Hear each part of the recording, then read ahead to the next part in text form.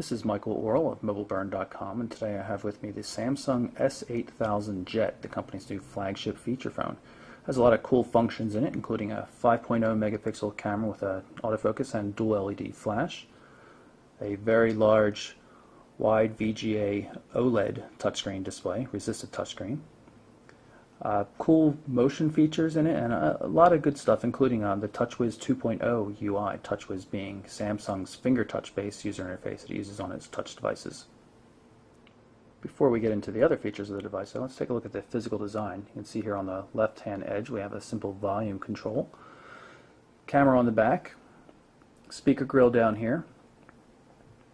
There's a odd button here. Actually, it's two separate buttons. This one activates the camera. It's a two-stage button. Press it in halfway to focus, all the way to take the photo. And this one brings up the new 3D Cube menu system that I'll show you a little bit later.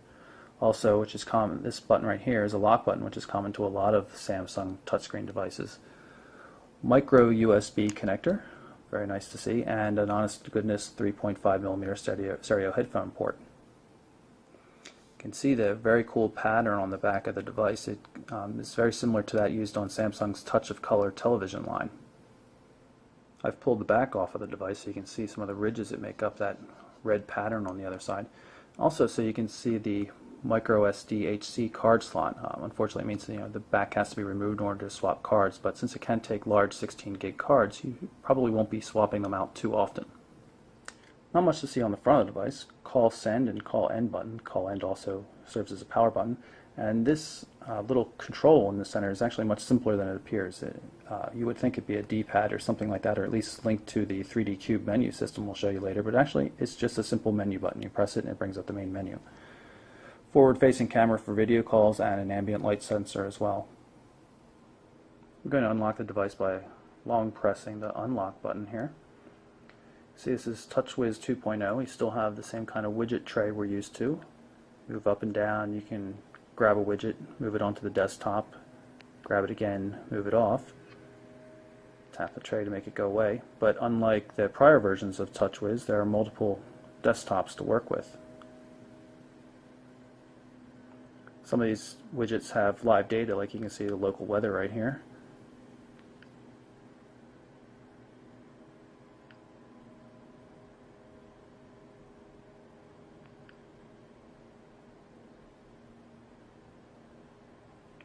Take a look at the main menu on the device. OLED displays look their best with black backgrounds, but unlike prior TouchWiz devices, we actually do see some limited theme support. Red and green. I'm going to take a look at it, preview it. Nothing too fancy though. But in general, the UI is quite nice looking. There's good scrolling, and it's really colorful. I mean, this is at the minimum brightness right now and it just looks stunning. Like the home screen, there are now multiple menu screens, so you can just swipe left to right to go from one screen to the next. Makes it a little bit easier. Things don't have to be nestled in folders and such. So it's pretty easy to find most any application on the device. In addition to the regular main menu we just saw, if we hold down this button here for a second, we get the new Cube UI. This is kind of silly. I mean, it looks very cool. You can move around and flip it around and do all sorts of things, but quite honestly, if you want to access the functions, it's a heck of a lot easier to just tap on the icon on the bottom here and then tap on the cube. You're not really saving any time, but it is visually appealing. You can see we can scroll through the games and applications that are pre-installed on the device. Happen to be a fan of this dice game. It's not really a game, but makes use of the motion sensors in the phone. It's pretty slick.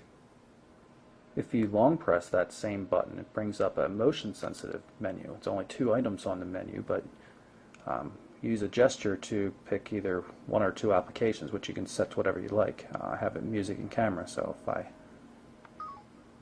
do a gesture like that, activates the music player. Now theoretically, other gestures will cause things to start and stop and go to the next track. Like there's a double tap.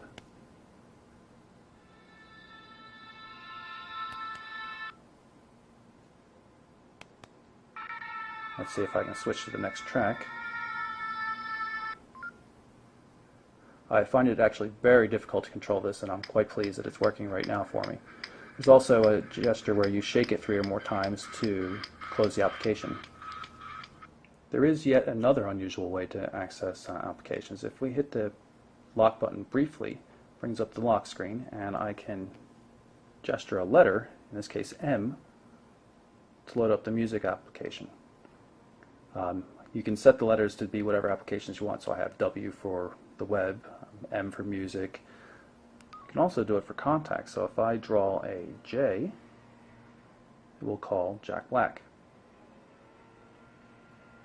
The number you dialed is not a working number. Please check the number and dial again. El número que marcó no está en servicio. Going to bring up the main menu by pressing the Q button briefly. I'll pull up the browser, bookmarks, and bring up the mobile formatted version of the Mobile Burn website. It should come up pretty quickly because we're on a local Wi-Fi connection.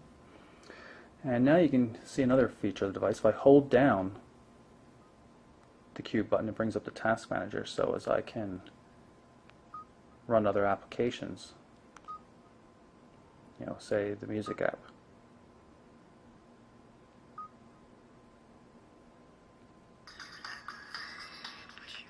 You can always move back to the main menu just by pressing briefly, going back and forth.